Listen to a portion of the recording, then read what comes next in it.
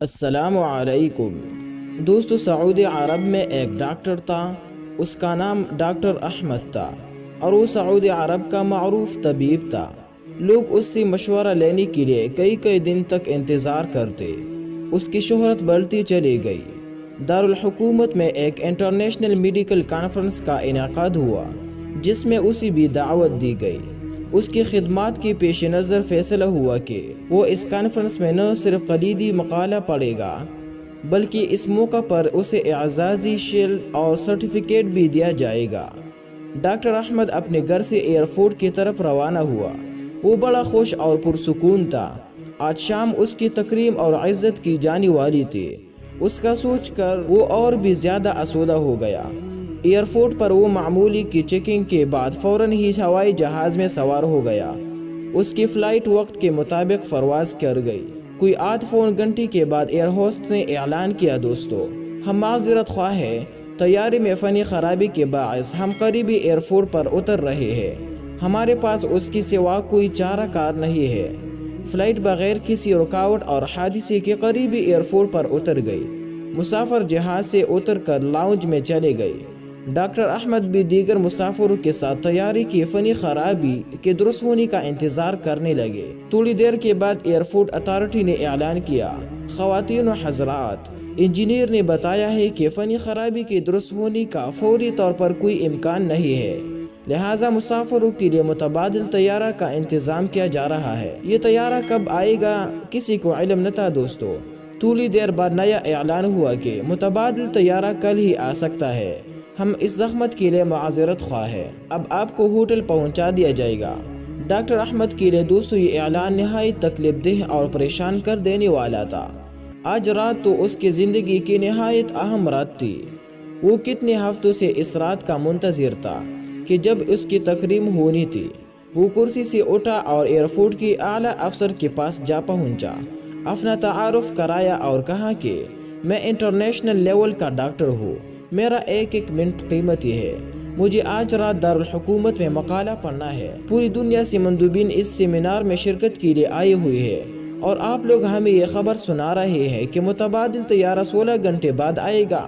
متعلقہ افسر نے اسے جواب دیا، محترم ڈاکٹر صاحب، ہم آپ کی عزت اور قدر کرتے ہیں، ہمیں آپ کی اور دیگر مسافروں کی مشکلات کا اندازہ ہے، لیکن یہ ہمارے بس کی بات نہیں اور نیا طیارہ پوری طور پر فراہم کرنا میرے بس میں نہیں ہے۔ البتہ وہ شہر جہاں آپ کو کانفرنس میں شرکت کے لیے جانا ہے، یہاں سے بذریعہ کار سے صرف 3-4 گھنٹے کی مسافت پر ہے۔ اگر آپ کو بہت جلدی ہے تو ایئرپورٹ سے کرایہ پر گاڑی حاصل کرے اور خود ڈرائیو کرتے ہوئے متعلقہ شہر پہنچ جائے۔ دوستو ڈاکٹر احمد لمبی ڈرائیونگ کرنا پسند نہ کرتا تھا، مگر ابھی مجبوری تھی، اس کے پاس کوئی متبادل راستہ تھا ہی نہیں۔ اس نے متعلقہ آفیسر کے مشورے کو پسند کیا اور ایئرپورٹ سے کار کرایہ پر لے کر متعلقہ شہر کے جانب روانہ ہو گیا۔ ابھی کچھ ہی فاصلہ طے کیا تھا کہ اچانک موسم خراب ہونا شروع ہو گیا۔ آسمان پر گہرے بادل نمودار ہوئی، تیز آندھی اس پر مستعد ہوئی۔ دیکھتے ہی دیکھتے زوردار بارش شروع ہو گئی اور ہر طرف اندھیرا چھا گیا۔ موسم کی خرابی کی وجہ سے اسے اندازہ ہی نہ ہوا، دوستو، کہ وہ کس سمت جا رہا ہے۔ 2 گھنٹے تک وہ مسلسل چلتا گیا۔ بالآخر اسے یقین ہو گیا کہ وہ راستے سے بھٹک چکا ہے۔ اب اسے بھوک اور تھکاوٹ کا احساس بھی بڑی شدت سے ہونے لگا۔ اس نے سوچا تھا 3-4 گھنٹے ہی کا سفر تو ہے، اس لیے اس نے اپنے ساتھ کھانے پینے کی کوئی چیز بھی نہ لی تھی۔ اب اسے کسی ایسے ٹھکانے کی تلاش تھی، دوستو، جہاں سے اسے کھانے پینے کی کوئی چیز مل سکے۔ وقت تیزی سے گزرتا رہا تھا، چاروں طرف رات کا اندھیرا بھی چھا چکا تھا۔ ایک چھوٹے سے گاؤں کے پاس سے گزرتے ہوئے اس نے غیر شعوری طور پر اپنی گاڑی ایک چھوٹی سے گھر کے سامنے روک دی۔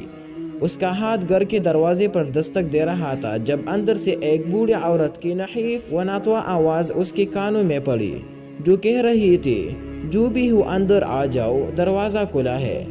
ڈاکٹر احمد گھر میں داخل ہوا تو دیکھا کہ ایک بوڑھی عورت متحرک کرسی پر بیٹھی ہے۔ اس نے خاتون سے کہا، اماں، میرے موبائل کی بیٹری ختم ہو چکی ہے، کیا میں اپنا موبائل چارج کر سکتا ہوں؟ بوڑھی عورت مسکرا کر کہنے لگی، میرے بیٹے، کون سے فون کی بات کر رہے ہو؟ تمہیں معلوم نہیں اس وقت تم کہاں ہو؟ ہمارے ہاں نہ تو بجلی ہے نہ ٹیلی فون، یہ تو ایک چھوٹا سا گاؤں ہے جہاں شہری سہولتوں کا کوئی تصور نہیں ہے۔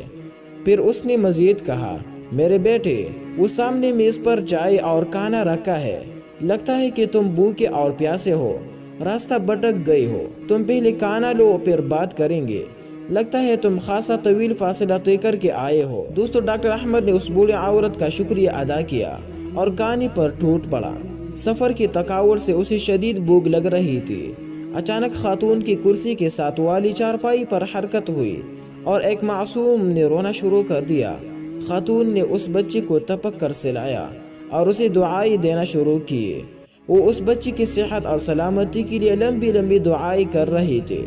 ڈاکٹر احمد نے کھانا کھایا اور بوڑھی اماں سے کہنے لگا، اماں جان، آپ نے اپنی اخلاق، کرم اور میزبانی سے میرا دل جیت لیا ہے۔ آپ لمبی لمبی دعائیں مانگ رہی ہے، امید ہے کہ اللہ تعالیٰ آپ کی دعائیں ضرور قبول کرے گا۔ میرے بیٹے، وہ بولی گویا ہوئی، دوستو، میرے اللہ نے میری تمام دعائیں سنی اور قبول کی ہے۔ ہاں، بس ایک دعا باقی ہے جو میرے ضعف ایمان کی وجہ سے پوری نہیں ہوئی۔ تم تو مسافر ہو، دعا کرو کہ وہ بھی قبول ہو جائے۔ ڈاکٹر احمد کہنے لگا، اماں جان، وہ کون سی دعا ہے جو قبول نہیں ہوئی؟